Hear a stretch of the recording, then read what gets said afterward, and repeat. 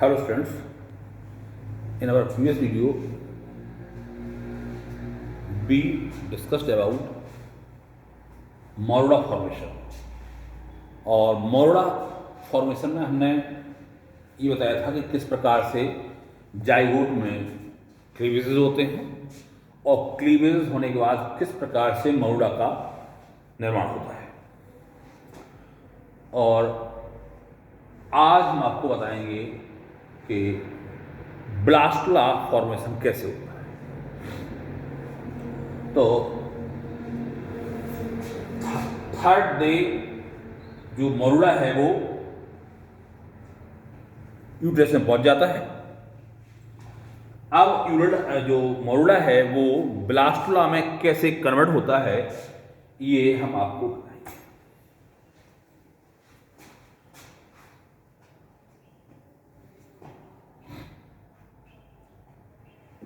तो जो यूट्रन वॉल है जिसे एंडोमेट्रियम कहते हैं वो हाईली फोल्डेड होती है,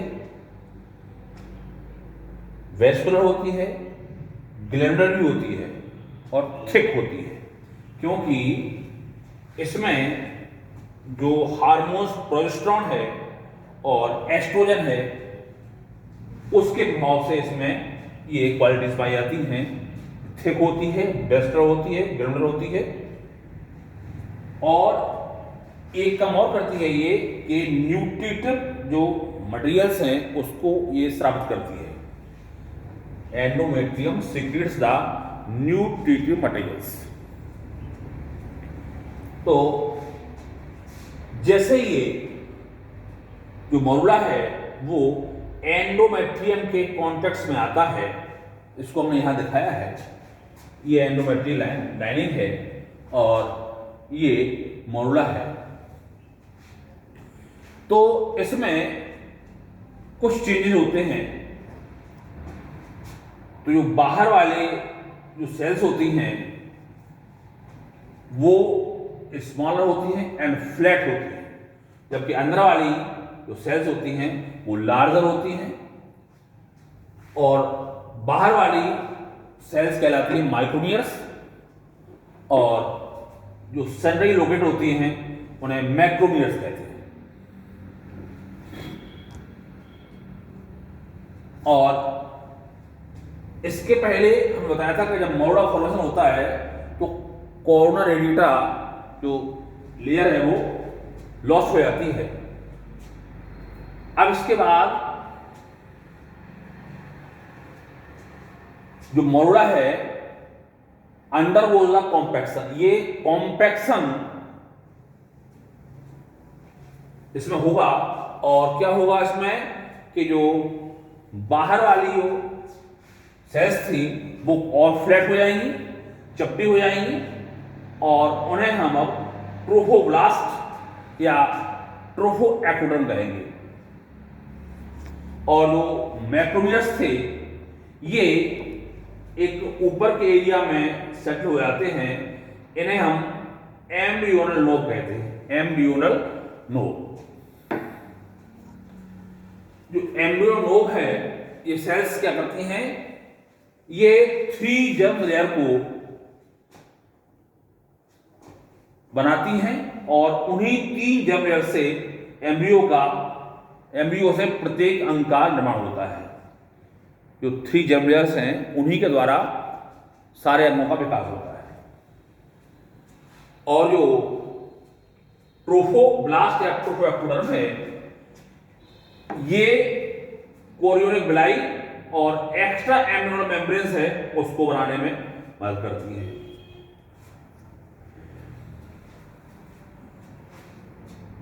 और इसमें इसी टाइम में जब ये कॉम्पैक्शन होता है तो ये एंडोमेट्रियल लाइनिंग है वो लूज पड़ना शुरू हो जाती है और जैसे ही लूज पड़ती है तो जो न्यूट्रिएंट मटेरियल्स हैं वो इसमें एब्जॉर्ब होना शुरू हो जाते हैं और इसी के साथ इसमें एक कैविटी डेवलप हो जाती है जिसे ब्लास्टोसील कैविटी कहते हैं। और इस कैविटी में न्यूट्रिएंट टिश्यू पाए जाते हैं जो एंडोमेट्रियम के द्वारा इसको एब्जॉर्ब किए जाते हैं। इसमें एक चीज यहां और आपको ध्यान रखना है कि जो एम्ब्रियोनल नॉब है उनकी वे सेल्स जो ट्रोफोब्लास्ट के कांटेक्ट में है, ट्रोफोब्लास्ट की वे सेल्स जो एम्ब्रियोनल नॉब के कांटेक्ट में है, जैसे ये सेल है वो इतनी ये इससे कांटेक्ट में है, उन वाली सेल्स को हम राउवर्ट सेल्स भी कहते हैं। In other words, the cells of trophoblast which come in contact with embryo knob are known as Raworth cell।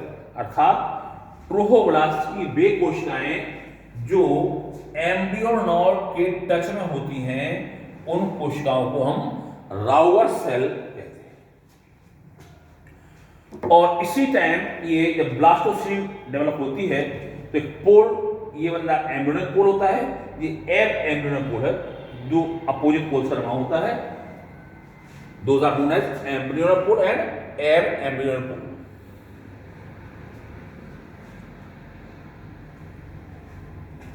इसके बाद